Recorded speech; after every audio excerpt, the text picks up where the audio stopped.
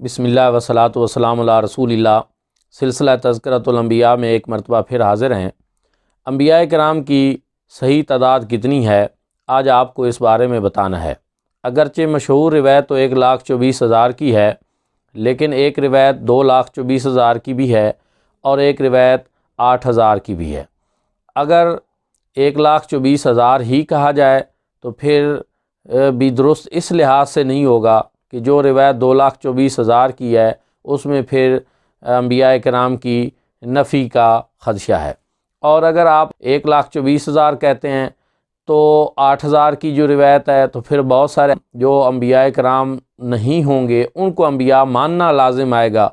تو پھر یہ بھی ہمارے لیے درست نہیں ہوگا۔ تو کتب اہل سنت جو ہیں، عقائد کی کتب اہل سنت، شرح عقائد وغیرہ میں اسی لیے کہا گیا ہے کہ آپ کہیں کہ جتنے انبیاء کرام اللہ رب العزت نے ہماری طرف بھیجے ہیں ہم سب کے اوپر ایمان لاتے ہیں، معین تعداد کا ذکر نہ کریں تاکہ کسی غیر نبی کو نبی ماننا یا کسی نبی کو نبی نہ ماننا وہ ہمارے اوپر لازم نہ آئے۔ تو اس لیے صحیح تعداد کا تعین جو ہے اس کا علم اللہ رب العزت کے پاس ہے، یا حضور نبی کریم صلی اللہ علیہ وآلہ وسلم جانتے ہیں۔ ہمارے لیے یہی ہے کہ جتنے انبیاء کرام اللہ رب العزت نے مبعوث فرمائے ہیں ہم ان سب کے اوپر ایمان رکھیں۔